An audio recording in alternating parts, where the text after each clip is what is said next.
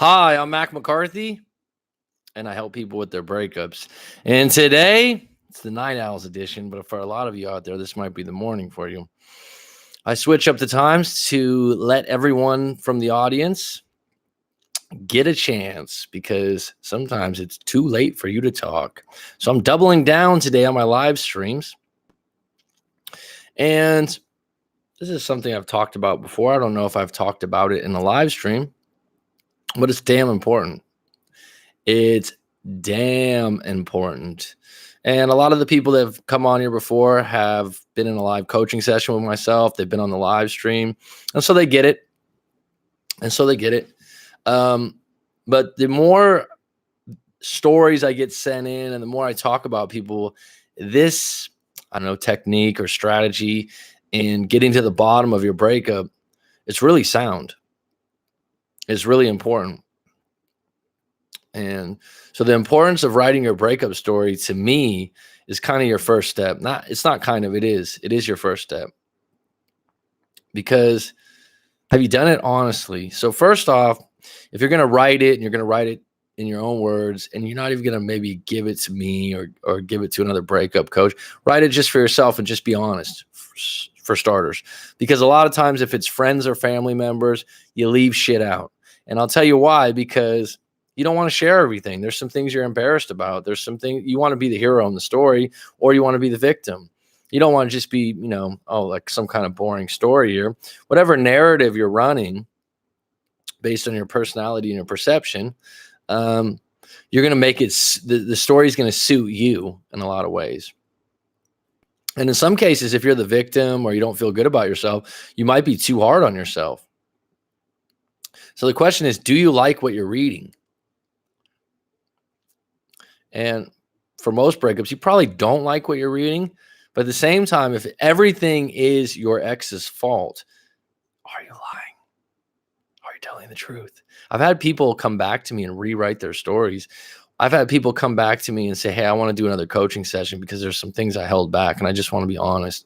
And, I tell people I'm not the moral police or this or that, but it's up to you what you want to share, because the only way you can get better is to be completely honest with yourself. And so recently I had a private video response where this is a paid service where someone sends in their story and they say, hey, Mac, I don't want this on a public YouTube video. I would prefer that you just make a private video response for my eyes only. And that's $65.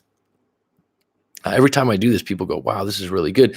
They also, when they write their story before a live coaching session or one of the private videos, divulge a lot more. They're a lot more vulnerable. They're a lot more honest, and they get a lot more out of it because of it. And so I'll share a little snippet or a little piece because I know this individual wouldn't mind, and he was highly thankful of the advice I did give him.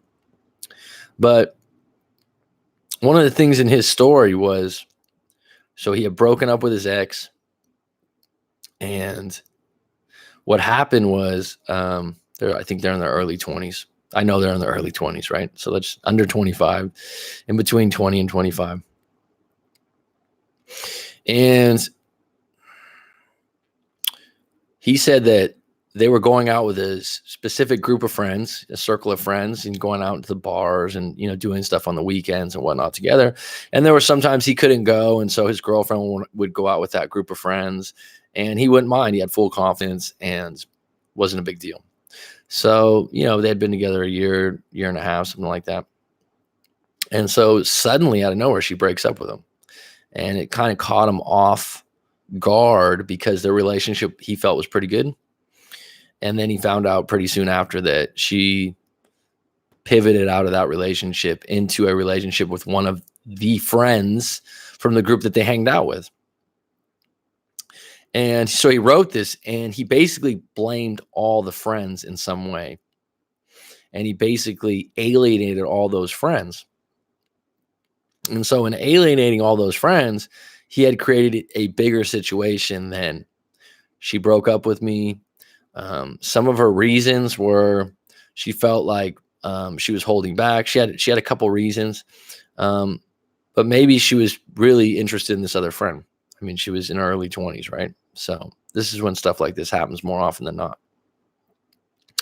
And so instead of maybe just cutting them off, he cut off all the friends. And I had to explain that all those friends probably wanted to stay neutral and stay the hell out of it.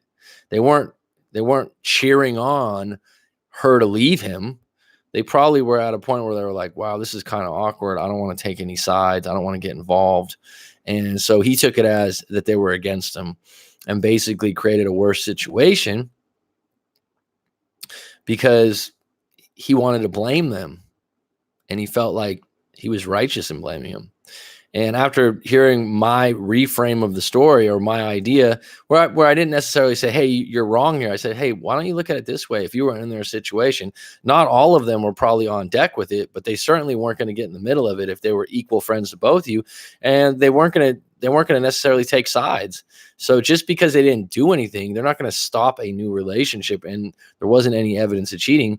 They had moved on together. Yeah, it's awkward. Maybe you don't want to hang out with them, but to just totally discard some of those good friends or good buddies that probably weren't involved in it, that's not serving you. And that's going to make you feel even worse. And he said, I really didn't look at it that way until I wrote my story out. And you mentioned that. And he immediately reached out to a couple of those friends and felt better in that particular field because he was like, you know what, you're right. These friends were being neutral. They didn't have a place in her getting with this other friend. And, you know, I just was putting the blame blanket on everyone. And he probably wouldn't have came to that conclusion unless he wrote it out. If he would have just told me like, oh yeah, my friends are shit and they were a part of this, this, and that. No, he had to write out the full story so I could know exactly where he was coming from. So the importance of writing out your full story, recent friends story, which I just mentioned. Number one, because I'm doing top 10s now from these, you are withholding info from your friends. Think about this, whoever's on deck right now, and whoever watches this video later on, and put this in the comments if this is absolutely true. And this has been absolutely true in my own life when I've had breakups. You are withholding info from your friends when you're telling them about your breakup. Tell me I'm wrong. Because you don't want to give them all the details, all the things that you maybe did bad, right? The fact that you got lazy, the fact that, you know, you were being jealous and insecure. Now, you want to make yourself out to be the victim or the hero because all stories in between aren't really fun to listen to. And you're going to tell your friends the nitty gritty. Some people might make themselves out to be the victim, but if they're going to make themselves out to be the victim, they're going to show that they didn't do anything wrong and it was just totally innocent. And when someone writes out their story and sends it to me, or you write out their story just for yourself, just in all honesty to yourself, it's time to get honest. It's time to really divulge what went down and what's your role in the situation. Number two, you are withholding info from yourself. A lot of times you have stuff buried in there because you're just giving bits and pieces. You're not really getting organized in your thoughts and in your story. And when you put it into motion, and that's why on my services page, I'll say, hey, look at the instructions. I don't want to tell you how to write your story, but I do want you to start from a point that has some order to it. So then when you start from order, you're like, all right, this is when we broke up, January 1st. Okay, I'm 25, she's 26. You get some stability and some roots in the base of it. And then you're like, okay, and then this happened next. And then this, oh, I forgot this part. And then this happened next. And then this happened next. Instead of just going, yeah, they did this, they did that. And it's all over the place. It's all over here. It's all over here. The brain likes to follow some kind of order. And so when you do that and you unpack it in that way, it's a lot more clear about what happened and why. And writing it to yourself, sometimes you're like, yeah, I probably wouldn't have told my friend all that. And let's be honest, I mentioned this earlier in the live stream earlier today. Your friends don't really want to listen to an hour-long story. A lot of times on my live coaching sessions, it's 2 hours. I just had a 2.5-hour one a couple of days ago. We were on a roll. I was in a flow state. The other individual was like, look, I'm sorry. I go, no, we're making really good progress here. We're unpacking a lot of things. We're getting to the bottom of a lot of things. And you need to talk to someone that actually listens intently. That's a huge thing in 2019, 21st century. It's a huge asset to have someone actually listen to you and give you advice and feedback based on what you're telling them. Because of what? People are doing this, right? Oh, hold on. They might not even say that. Yeah, yeah, yeah. What? What'd she do? Oh, yeah. Uh-huh. What? Oh, oh, I'm sorry. I wasn't listening. And that kind of listening hurts. It doesn't help you. It makes you feel not unwanted, but like your story's not important. And it'll just make you feel worse. And getting that all out, it's almost like vomiting up a bunch of feelings and realizing some people do this when they talk. They're like, oh, they're taking like deep breaths while they're letting all this stuff out. That's good for you. That's what you do when you go exercise. Number 3, it looks different when the puzzle is put together. So you have all these little pieces and you're kind of putting it together. And at the end, when you write the story out, it's like, oh shit, this piece fit here, this fit there. Oh wow, I didn't think that was that important. Number 4, fragmenting info to friends keeps wounds gushing. I think you'll like that one, G Money. You appreciate a good line. Fragmenting info to friends keeps wounds gushing. Think about that. You're just giving little pieces. Just, oh, she did this, he did that, she did this, he did that. You're not really getting to the bottom of what the fuck happened. You're not getting to the bottom of, I feel really bad about things right now, and this is what really happened. So many times people go, I don't understand. She left me or he left me. And then I go back up the story and I go, well, right here, they said they left you because they didn't want to be a 2-hour drive away from you. Right here, they're saying that they left you because they were tired of you being jealous all the time. That's your clarity. But for some reason, you overlooked that part in the story and you're still confused. And then when it's written out, they're like, oh, yeah, that is true. Maybe she's telling me the truth of how she really felt, and I just didn't want to accept it. A lot of people ask the same question to try to get a different answer, but they're getting the same answer because that's what the answer is. Number 5, get honest with yourself. We can lie to ourselves a lot. In a breakup, getting honest with yourself is paramount. It's very important. It's the getting to the bottom of it, right?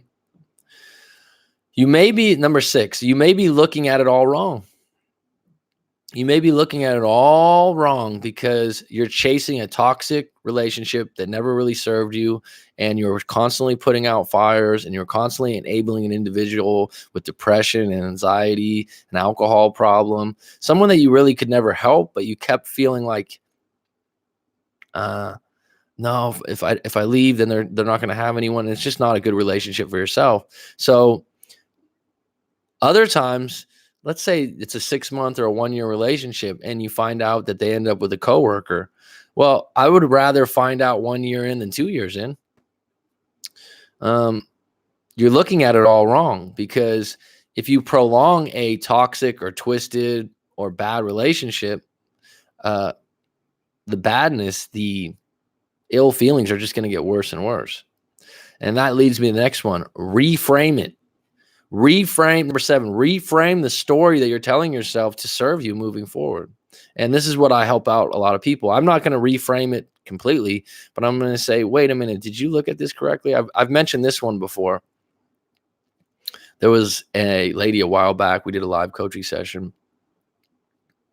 and there was a serious hurricane that had hit the city she lived in, a big one. And it was a disaster. And she had just gotten married. And she said it ruined her marriage because they basically were out of home. They had to live with their parents. I think they had other relatives. And it was a crisis situation. And the marriage took a back seat for the next coming months. And it really affected her. And she said it's not fair.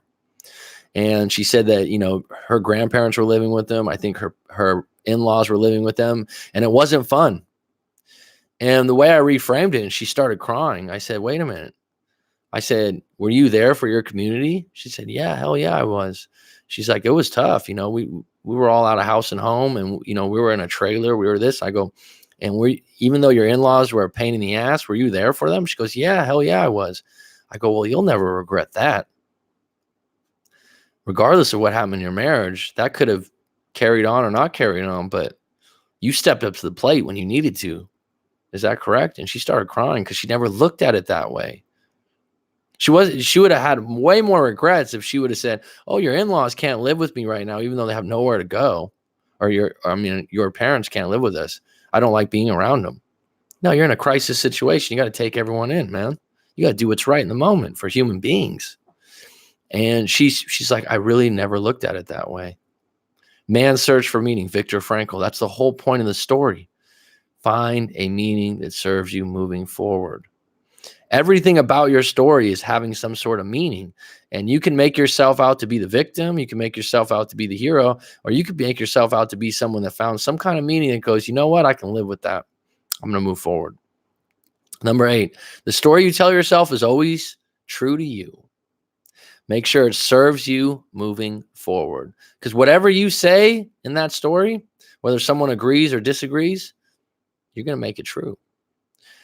Number 9, I mentioned this earlier, be upfront. Are you lying with yourself? Are you sugarcoating things? Are you putting a little extra sauce where there wasn't any sauce? Be really honest with yourself. And that's the value in sending your story to me, is that I don't know you. I'm not going to share names. I'm not going to judge you.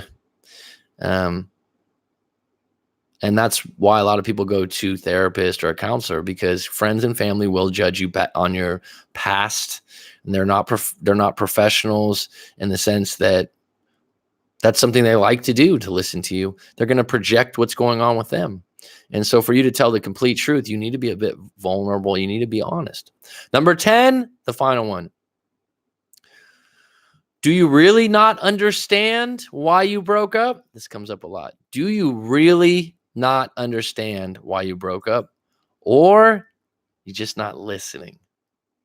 Because sometimes people tell me, oh, she told me this, he told me this, she told me this. And I'm like, okay, there's your clarity. And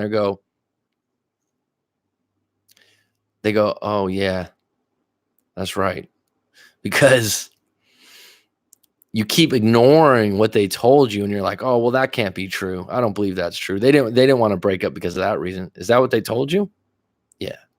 Well, you're going to have to go with that one. Okay. And be honest with yourself. So we got our hellos to the tribe here. Good morning, Monica. Can't complain. G Money, always a pleasure. Missed you in the last couple ones. I withheld a lot to make it seem like it was all her. Well, you shared a lot in your story that you just sent to me. It was a bit chilling, Brian. You were definitely being vulnerable in that sense. Just made the video. I haven't uploaded it yet.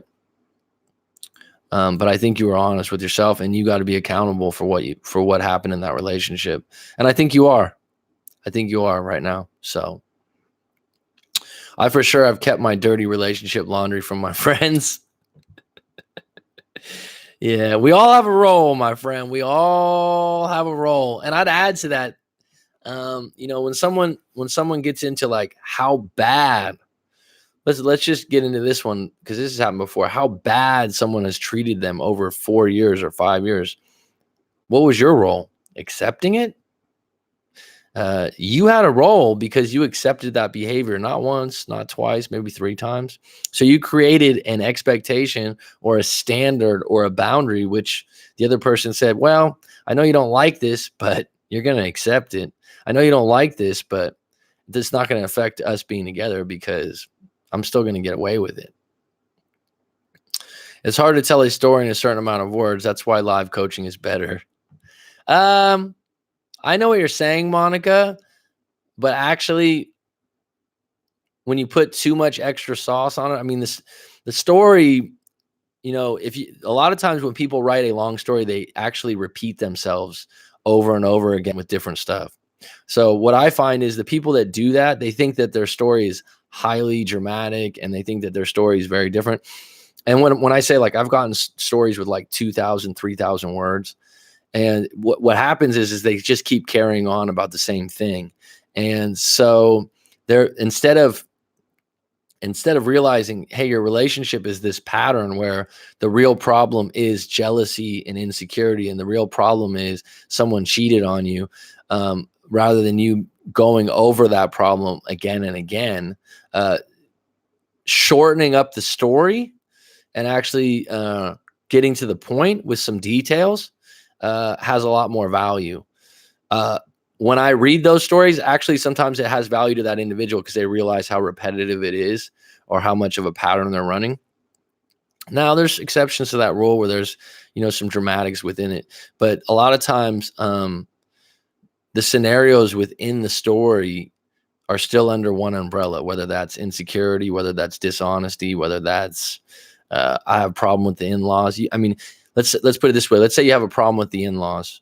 Okay, you're married for 7 years, and the mother's really overbearing, and she talks down to you, and you just keep telling me more stories about how rude and messed up the mother is. The real problem is you and the mother have a disconnect, and she doesn't respect you. And you could tell me 5 different stories, but you could just tell me 1 or 2 and explain that it's repeated, right? And usually the stories are the same topic or the same thing spun just in a few different remixed ways. But that being said, when you write your story and unpack it in a live coaching session, it's like times 10 as far as the therapeutic response, because talking live to myself or someone else, there's an energy exchange that's totally different than on paper. And that's why I kind of like doing these live streams. It's totally different. And so when people get done with the live coaching session, it's like, and I told you guys before that I did one 10 years ago with an individual. I remember we had a 2-hour and I talked about my breakup. I talked about some things in my life. And I just remember feeling like I just got so much out. I felt light. I felt better. And that stuff's swirling around in there. You got to get it out. And it helped. You get out like 10 minutes. That doesn't work. You got to get it all out. G Money, not a lot, bro. Just enjoying my favorite music. G, like living the dream, Dylan. Oh, yeah. Daydreaming about my second favorite JB song. I imagine Jesus. Justin Bieber. Okay. Getting your clarity means giving up your illusions. Very hard to do, but necessary. I agree. Well, if you write, the thing is, when you write stuff out, you kind of get clear on what your illusions are too, because you hold those in your head. It's much different. Take the time and write the story. An outsider's perspective that has zero emotional connection will read it in a way that is very enlightening. Well, thanks, JayZ. I believe you wrote your story and it helped. Jersey girl Jen, welcome. JayZ, totally agree. It's never one person. Sometimes it's an interaction between the two or each person's neurosis. Wow, good take, Monica. When someone leaves, it's hard to not make it feel like it's all your fault. Working on that myself. Well, that just depends on your life experiences, G Money. And, everyone's has puzzle pieces based on their life experience. Like I always say, I'm going to say it again, the fingerprint, right? We're all different a little bit. We have these little nuances. And for some reason, something triggers loss or a relationship that's broken as being my fault or your fault. And there's other people, G Money, that would, that are stubborn or some people say narcissistic or selfish. They'll no matter what, in any breakup, it's always someone else's fault. I tend to find more people that come to me that are a little bit more on the side of I did things wrong. And you got, at that point, whatever you did, you got to be accountable. If you did something wrong, you need to be sorry and let that person know sincerely. And then at some point, forgive yourself, because you're not going to serve the world moving forward or serve your friends, family, your job if you're holding that, right? And realizing that G Money is a big piece of the puzzle. I blame myself for the breakup because the way I ended it for some other reason. Well, at some point you need to go back there and go, you know what? At that moment, I wasn't as smart or knowledgeable as I am now. And if I had to do it all over again, if I was in the same position, obviously I would do it different. But that's not how life works. So you know what? I'm going to go back and tell that individual that was being a dum-dum or made the wrong move, it's okay. And I'll add something else. And G Money, I think he remembers me mentioning this. This is what's really interesting. I came to this clarification with myself because I was an individual that actually usually was more stuck in the past than the future. And everyone picks one more than the other. So people that tend to get more anxiety are more future-based. People that get depressed tend to be more past-based, because the past, You're constantly going, oh, if I would have done that, then this would have happened. No, if you would have, if like, for example, if you didn't break up with her, Dylan, she might have broke up with you 3 months later. You might have broke up with her 3 months. So like in that moment, it didn't actually nail down what would have happened after the fact. And that's where we get confused. I mean, the amount of times that I've thought of, I've been given investment tips and I was like, wow, that makes a lot of sense. And I was in a position to make some money. And one of them's, this is going to sound wild to you guys. I'll never forget this. There was a friend I used to play basketball at the YMCA with. This is years back, maybe 11, 12 years ago about. And the stock market had like crashed. I think it was like 2006, 2007, something like that. It was in a really low place. Everyone was kind of panicking in some ways. I don't know if you'd even call it a crash. Maybe it just went really low. I don't know. But I remember he was a financial advisor and he was young. I think he was a couple of years younger than me, but he was a sharp dude. We used to share Warriors tickets together. And he was like, look, man, now's the time to buy stocks. And I had money. I had money in the bank. I had some money in the bank. I had just done a couple of real estate deals. And you know what stock he was pitching to me? Apple. And Apple had just came out with the first iPhone. I think it was like 80 or 90 bucks for Apple stock.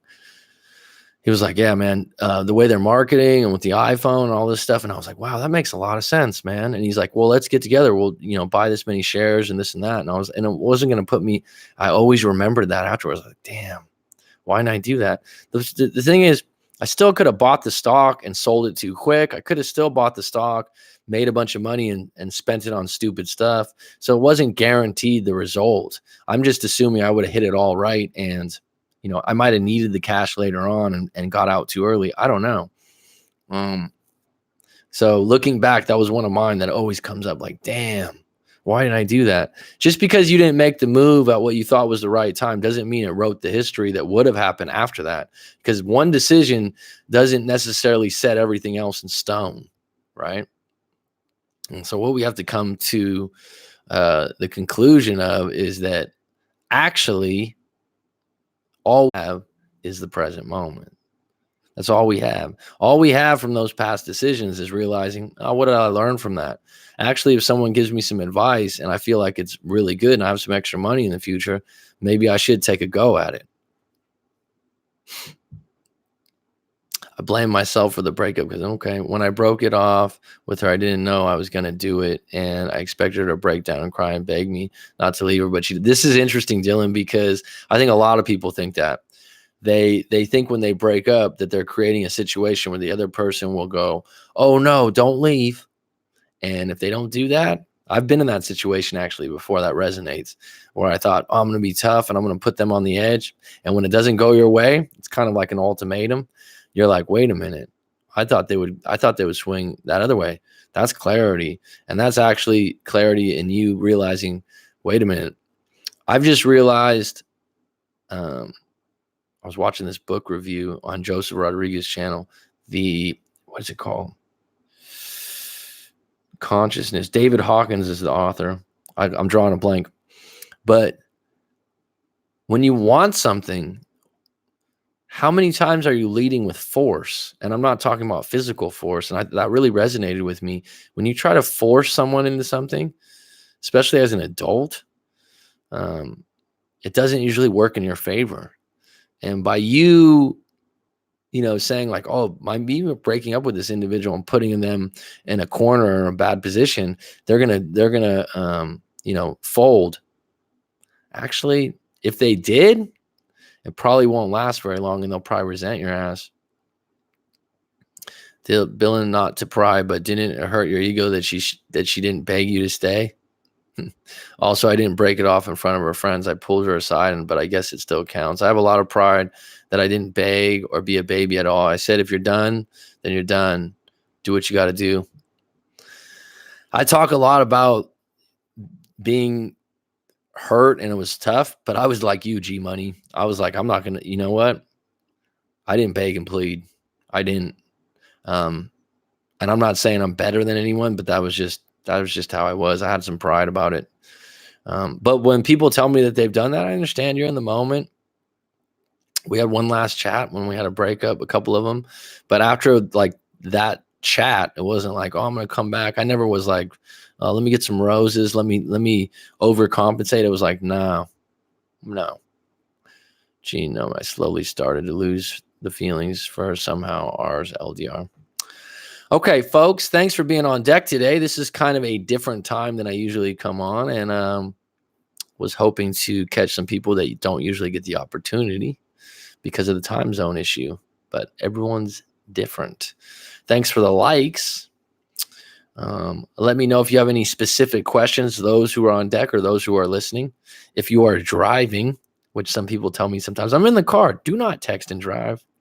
7 Pounds, the movie, is a good example of that. I do not support that. Because I've had multiple people tell me, I want to make more comments in live, but I'm driving. And I take that as a compliment because it's like a radio show or a podcast, and that's where I'm going with this eventually. Soon, with guests. I'm going to bring some guests on. This should be really fun. I'd love to interview some people. It'd be a lot of fun. A year later, I see things different and would have done things differently, but it's been a learning experience. I still have thoughts about him, but I realize it probably would have ended anyhow. Maybe, maybe not. You'll be a guest, JayZ. And you know what? That's what would be interesting. Is instead of having, I've said this before, there's so many, and I watch it. So many of these podcasts, we need to be interviewing people that made $100 million or $50 million, are ultra successful, have all this money, and that's great. That's good and dandy.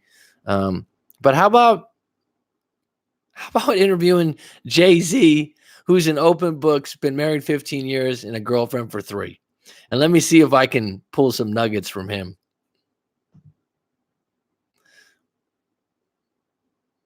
It sounds like, you know what I mean? And that would be a lot of fun. And if someone wanted to, not be on camera, we could probably arrange that. But I think that'd be really cool, JayZ. Trust me, I'll ask good questions. But why not get some average Joes on? That didn't get the breaks, it didn't make $20 million, or didn't become Steve Jobs, but had some relationship issues, overcame them, and have some insights. I certainly don't want people that are bitter. I want some people that came out of the tunnel, saw the light, and said, you know what? I'm okay. I'll keep that in mind, JayZ. I'll keep that in mind, dude. I'll keep it in mind.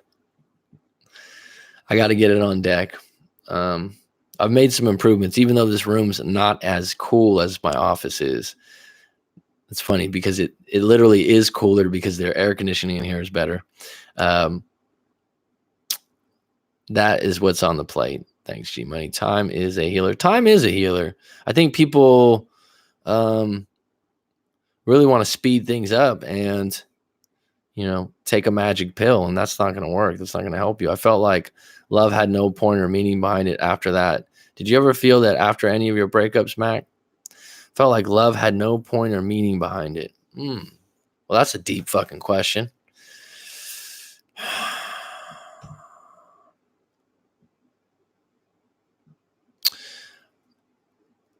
I've always been someone that doesn't use the word love a lot, as in I love you.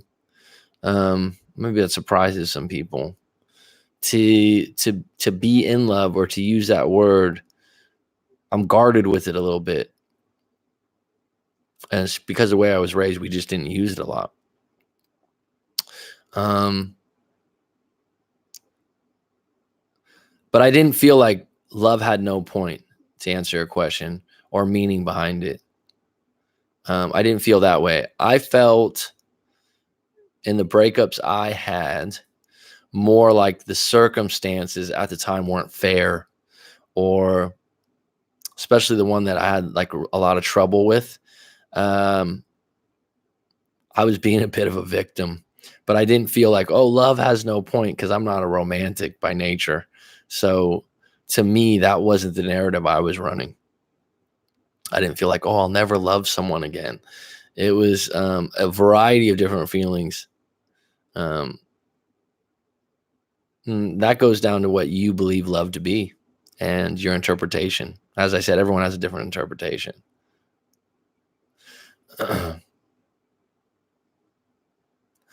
I read not long ago that for guys, there's no love or in love is the same for them in relationships. Is that true? Absolutely not. Every individual is different. There's guys that are huge romantics. There's guys that regard being in love or no love. Guys, there's no love or in love. No, there's guys that love. I think what you mean by that, sometimes you're in a relationship and you love the individual, but you're not in love. Guys have that feeling too. Trust me. When you're in a long relationship, 5 years, 6 years, and things get stale, I think that goes for both men and women. Absolutely. So for me, that's an easy, I don't think that's true. Been through it all, divorce, layoffs, separations from kids. I have no secrets. Well, JayZ, what I would call you is you're seasoned, as E40 would say. You are seasoned, man. You got some life experience. People have asked me, "Oh, you do coaching? What kind of qualifications do you have, man?" I said, "Well, I'm seasoned. I've lived life a little bit. I've had a few relationships. I've had a few different jobs. So my perspective isn't PhD. It's more like, let me hear what you got to say. And I've been there before, and I've also studied the stuff.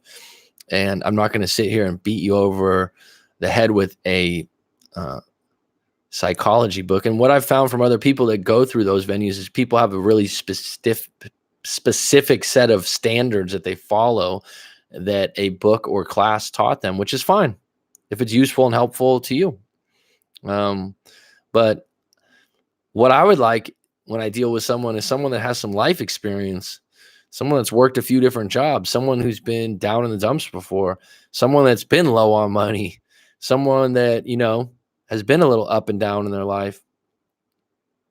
I want help from that individual, because it's not going to be simple for them to just go, "Oh yeah, do this, this, and this." They're going to go, "Okay, I've been there before. I'll tell you this. I know you're going to get out of it. I've been beating myself up because it's taken me so long to get over it. Broke up almost 6 months ago. I'm not on the ground anymore, but the wound isn't scabbing up properly."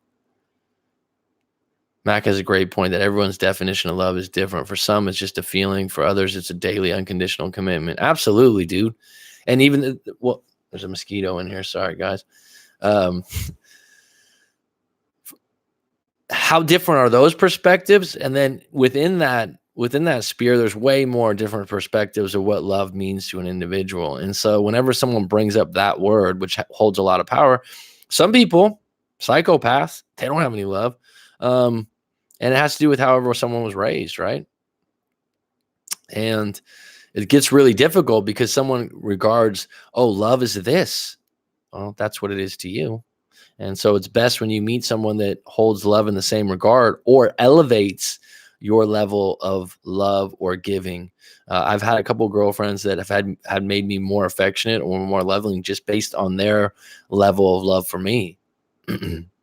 And I think that love can be fleeting. No one wants to admit that. I have unconditional love for family members because I've been with them since birth. But in a relationship, it's not as built in as that, I don't think. Some people, I guess, can turn it on, turn it off. Don't worry about the time, G Money. Take the time you need and just keep climbing that mountain. Great advice, JayZ. And hopefully being, in these live streams and stuff like that is helping out for you, because you definitely say the right things. You're definitely active. You're definitely doing some good things. I mean, when you're not in the live streams with some of my dailies, people are like, "Is G Money here? Where's G Money at?" Maybe you got a future in doing what I'm doing if you like it. G Money seems like there is no resolution, but you have to find it within yourself. He knows that. That's great advice, though, Monica. He knows it. It's coming, bud. And you know what's weird? Is I find that one day it kind of clicks sometimes. It's not like you don't think it's one day, but all of a sudden you're like, "Damn, I feel a lot better." And it usually correlates with other things in your life, whether you move or you got a break at work, you got a promotion, some things line up and start going right for you, but you have to be in a space where you're receptive to that. One thing I would say, G Money, if you're holding a lot of things, and I'm gonna start offering it probably by the end of September, is a sequence which includes emotional freedom technique, which is EFT, and a hypnotic meditation that's tailored to you. And I've been trained in this, and I'm still involved in this with my hypnotherapist, who I've been meeting, and I've been paying almost like a coach also, because I want to learn her technique, because I think it'll help a lot of you guys out. And I actually listen to these recordings myself that are tailor made for myself. I really think that there's a lot of good stuff on Michael Seeley's YouTube channel and things like that, but a guided meditation with emotional freedom technique and this tapping, and the basis of this process would be letting go of stuff rather than talking about it over and over again. I think the initial thing with a breakup, getting clear on what happened and why, but eventually there's a lot of things tied to the reason why you're not letting go to it. And you got to make room in there and find a way to let go. And one of those ways is to listen to a recording where you basically say every day, letting go of the breakup with so-and-so, letting go of. And so I have a technique that I'm working on, and I've actually used myself, and I've actually been the person. I've actually been the person that has used it, and I've used it recently. And so I think it's going to be really good. And G Money, if you're having trouble with that, I'll definitely offer it to you. Don't worry about the time, G Money. Take the time you need. G Money seems like there was no real resolution, but you have to find it within yourself. I said that to myself that night over and over again. I felt like I lost the only girl I've ever lost, and I lost it and wanted to smash something. Well, that's the whole thing. The limited idea that there's only one out there for you is just a story you're telling yourself. I started saying all this stuff out loud. If you love me, what the fuck was I supposed to do? Did you expect us to? I couldn't even put a proper sentence together. I wanted to cry and let it all out, but I couldn't. Well, that's deep. That's deep. Actually, crying is good for you. I've had trouble with it in the past before, and I know why. I had a situation when I was young, and I didn't want to cry because I didn't want to get in trouble, and I held that for a long time. After you call curtains, I'll email you, Mac. All right, Jersey girl, no problem. I think I can carry on for about another 15 minutes, 20 minutes. We got 10 on deck. We got 1 like. Thanks, guys. I really appreciate that. In the dark here. It's 8:24 p.m. tonight for me. So it's not a bad time. I had a little extra energy today. But where I think a lot of people are listening to this on the headphones, not actively asking questions. So anyone have a question or anything to add in with the 10 people on deck? Do not be shy, folks. It's been great. JayZ, G Money, Dylan, much appreciated. Monica, Jersey girl. Got a bunch of all-stars here, right? JayZ. Excuse me. And if you guys, anyone out there that has, what is your take on hoping things will work out with your ex? I hear people say not to hope, but my religion says to hope. Oh, that's an interesting question. I certainly wouldn't want to go against your religion. And religion has a lot to do with hope. And depression probably is best defined by being hopeless.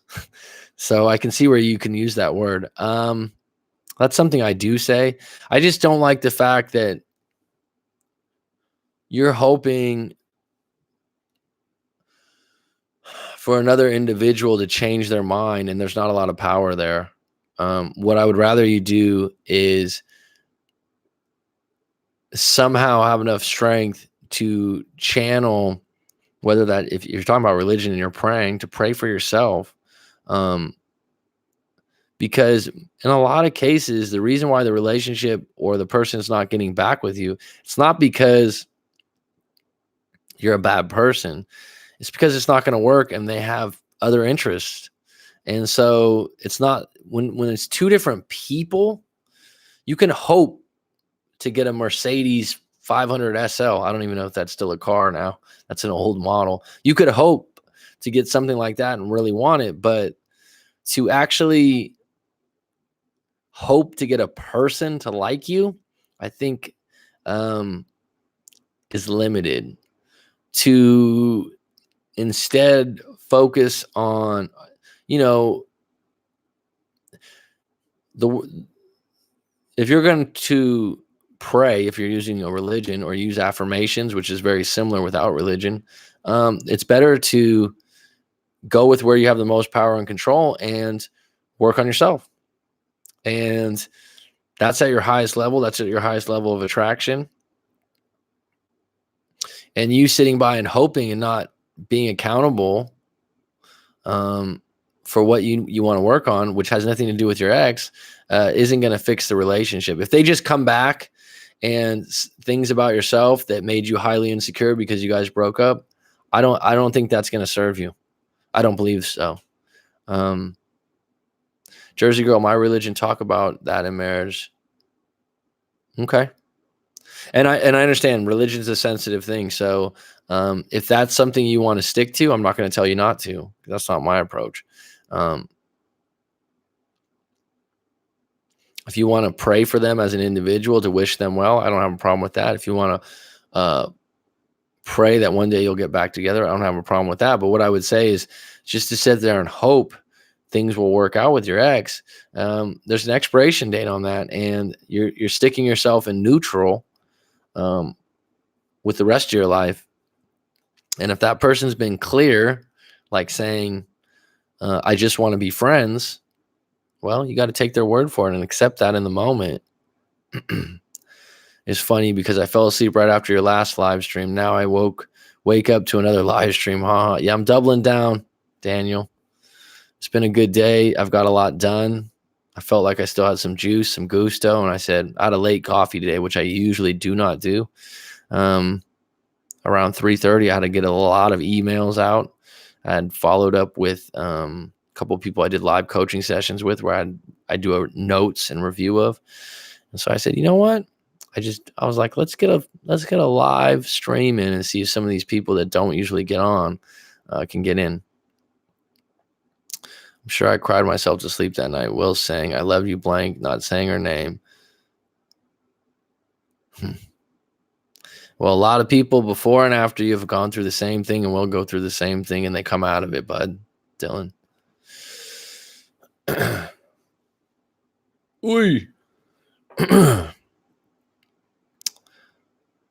G Money, Daniel's on deck. I'm hoping he will come around, but I'm not going to wait around and power either. I'll be fine either way. It's his loss. Well, that's a good way to look at it. How about it's your gain?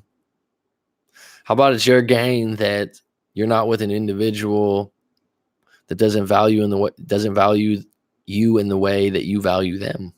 Why would you want to continue to be in a relationship with someone like that? Really getting some clarity and breaking up is better than being with someone like that and them not conveying that to you correctly. Hoping they will come back doesn't make it any more likely that they will.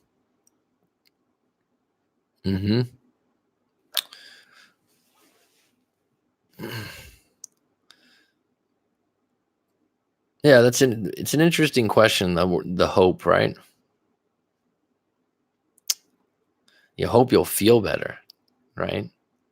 I just remember thinking, because I hadn't been depressed before or very sad like that. Like, where's this coming from? What's this all about? I had moments, but not the level that was out. And what I found is, after being broken up for months and now looking back, I've talked about this before, it was deeper than the breakup. I had other things going on, other stuff that contributed to me having so much trouble with the breakup. And talking to so many people now, and talking to some people that I regard to have a lot of confidence and a lot of maturity, a lot of self-worth, I've asked them about their breakups. And it's not like they just came out of them, crystal clean. They say, look, it was hard. There was a friend of mine, I remember he came to my aid right away, and he was like, dude, I'm sorry to hear that, bro. He called me right up. He was really, and we hadn't talked for a long time. And he was like, I heard about it. I'm here for you, bro. We'll go get a beer. We'll hang out. And I was shocked because he was always kind of a ladies' man. And he had been with a girlfriend that I knew for a while. And we kind of had lost touch for a variety of reasons. But it wasn't like a big falling out. And he's like, dude, he goes, when I broke up with so-and-so, I was sleeping on my couch for 3 months. I was hurt, dude. And I was like, what? You? this was a dude that had no trouble getting women, and I would have never thought would have been hurting that bad. And he was like, nah, man, it took me like 3 or 4 months. It was really tough. It took me like, he goes, I was out and about. He goes, yeah, I went out, I hooked up with other women, but it didn't help me. And he goes, it just takes time. And so it's not even the people, the women that you think are really good looking and they can get anyone they want, or the guy that has it all, or the guy that's got a lot of money. Those are the people that sometimes fall the hardest because they feel like their ego is really big. I've had them in live coaching sessions, especially guys that have a lot of money and have a lot of success. They feel like, how would they ever want to leave me? It's a really hard fall for them. I think all it does is put you in a holding pattern. Like, I still have the hope for myself that my ex comes back, but it doesn't serve any real purpose.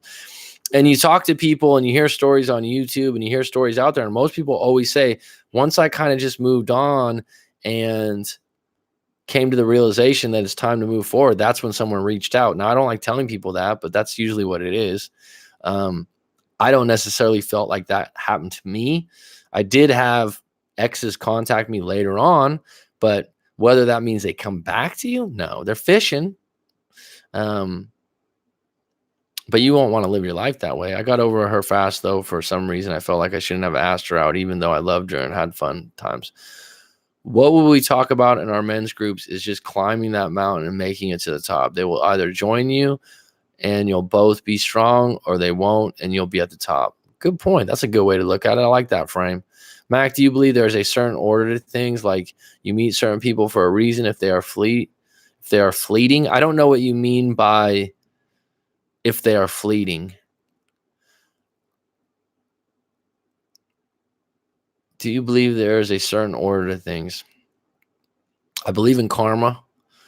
I believe that karma doesn't strike people right away.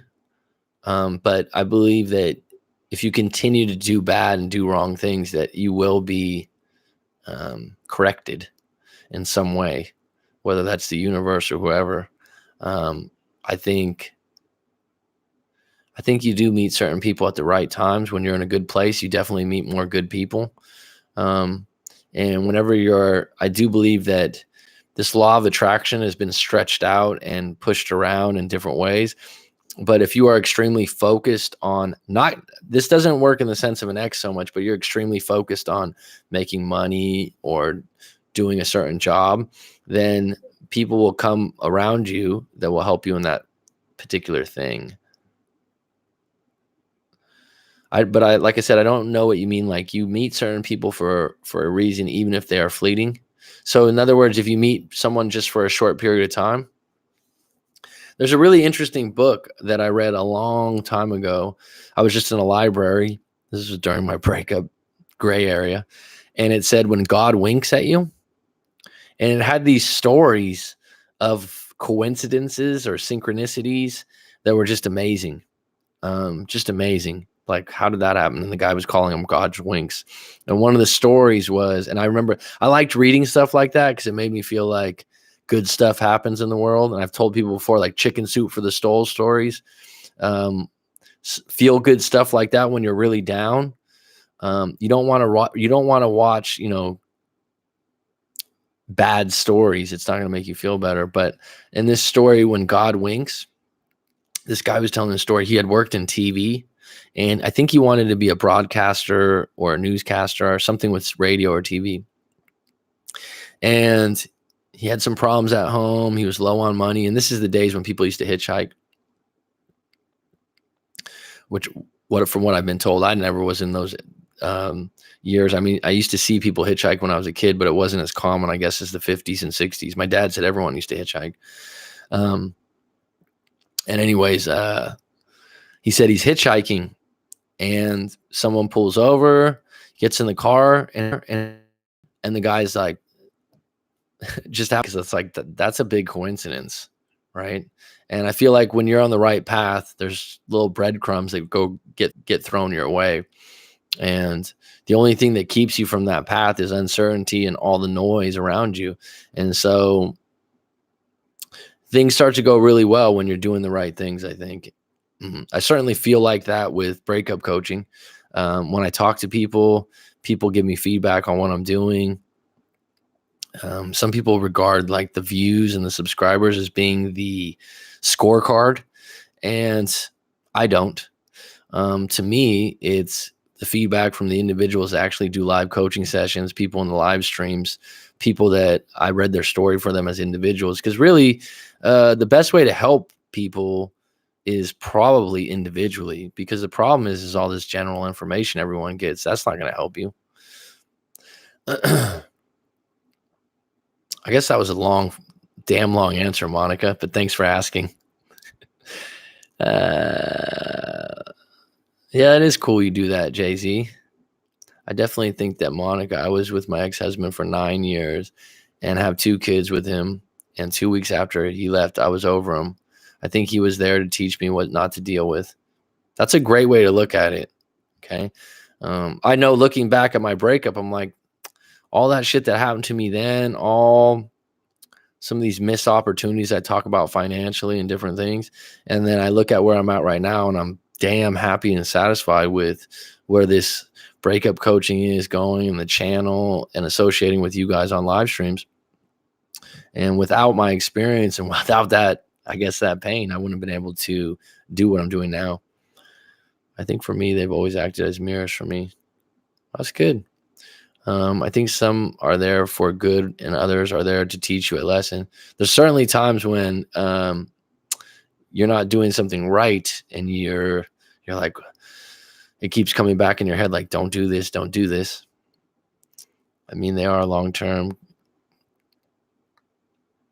Thanks, G-Money. It helped me a lot. So we try to turn it for others now. That's great.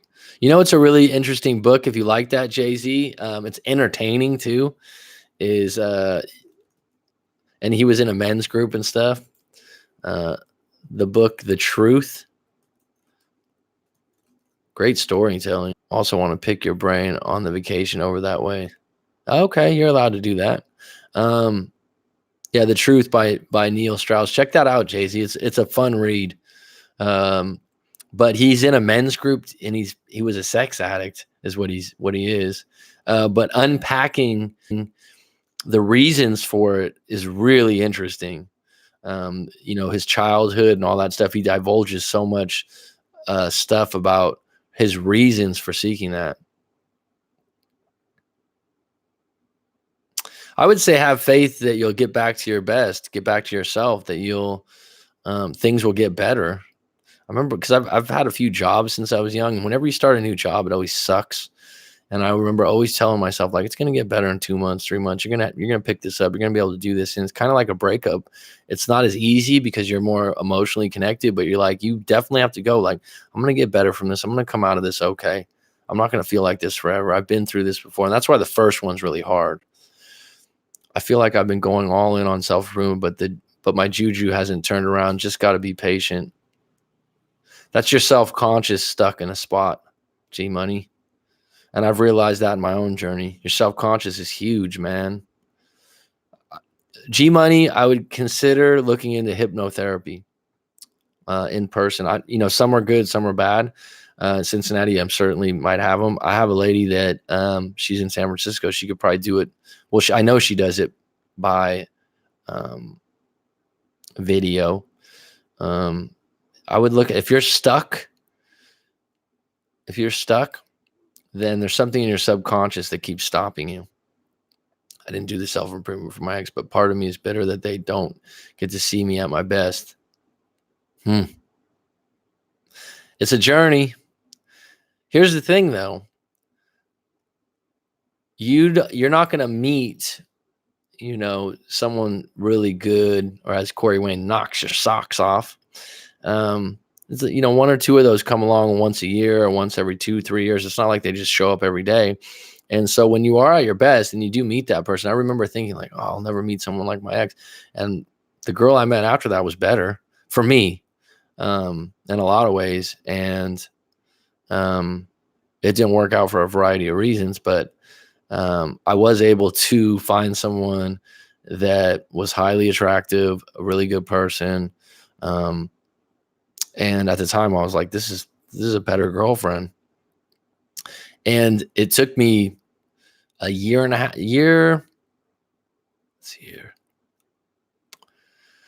probably like a year and 3 months or 4 months till I met that girl. But I wouldn't have, here's the crazy thing. I wouldn't have been ready if it was 6 months out.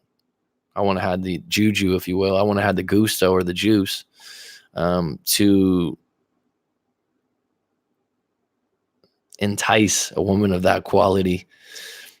Because it wasn't like you just walk in the room and you get someone like that. No, it was a journey.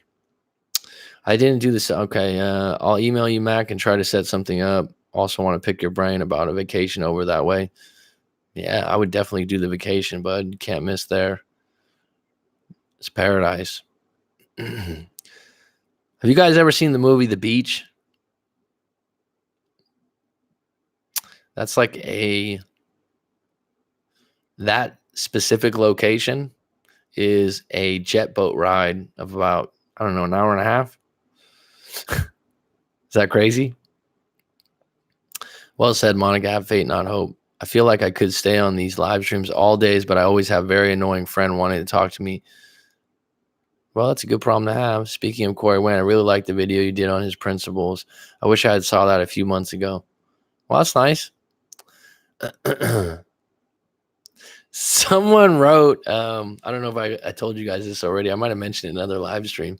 Someone wrote in the comments, they're like, hey, man, it's great that you have some good perspectives here and stuff, but you putting yourself in Corey Wayne's with the amount of views you have, you putting yourself, what do you say? I forgot how you put it.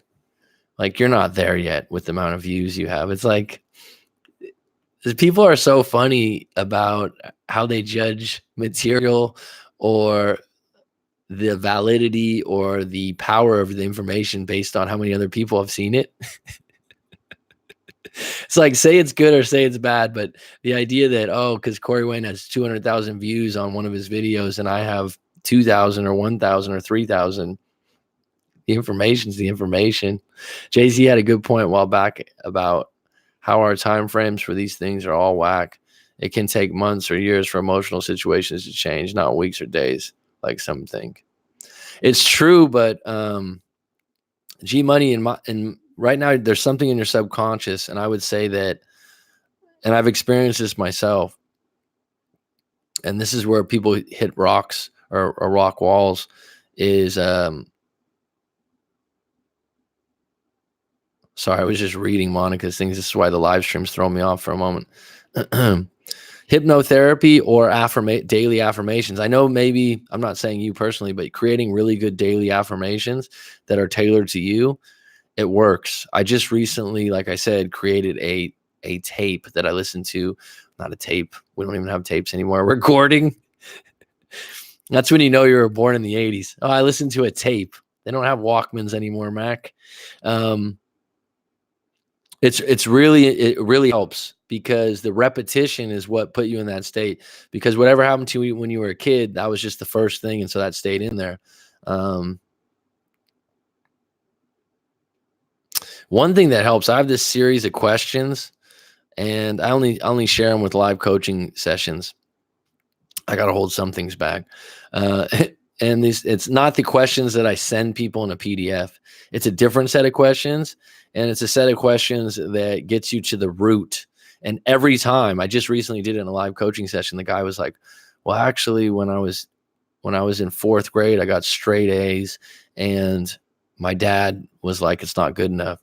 And that's what's driven him in a lot of ways to not feel good about things. But he was fighting, like, I don't know why this is coming up based on these questions I asked. I'm like, that's the core root of you feeling like you're never good enough. That was the first time, because I asked you, when was the first time you felt this way? And if you really dig and you go in the Rolodex of your memories, I've done it with myself, and I'm like, holy shit, that was the original thought of that. And then I discard it and I reframe it. It's amazing. Thanks for the answer. I view people as teachers about myself and life. It's made my breakup easier. Good for you. Good for you. Yeah, Max summed it up well, that we talk short times in order, slowly, day by day. But yes, true healing can take much longer. Showing your age, Mac. Yeah, with the tape. Yeah, listen to my Walkman. Oh my God. I remember the coolest thing is I had a Walkman and then it had two inputs for headphones. You know, where you like I was in middle school and it was like, yeah, you got headphones, you can listen to my music too. JVC or one of those. It's funny, right? I think we've talked about this before on the show. It's good fun though. It's good fun. Shit, when I was in middle school during that, we didn't have the internet yet. Wow. It would take years for hypnotherapy, brainwashing, and to undo the mess in my brain. I will look into it, Mac. I appreciate it. I would, dude. Like I said, I'm gonna do something in this next month. And I'll definitely offer it to you if you want to try it. But what you want it to do is be tailored to you. It's not just one session. That's not what I'm talking about. I'm not going to break it down in this live stream today but it definitely is. If you're receptive and you listen to it every day, you'll start seeing changes because your mind keeps reversing back to what your subconscious is telling it. And that's where you're stuck at. Yeah, things take time to heal, but they heal quicker when you can get into.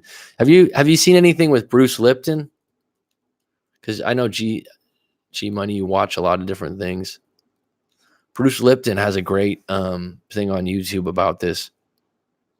You look him up on YouTube, some information. And if you want to go to just Google Kay Heatherly, that's my hypnotherapist. And you want to see her website and check it out. You can. I'm going to be doing some similar things to that.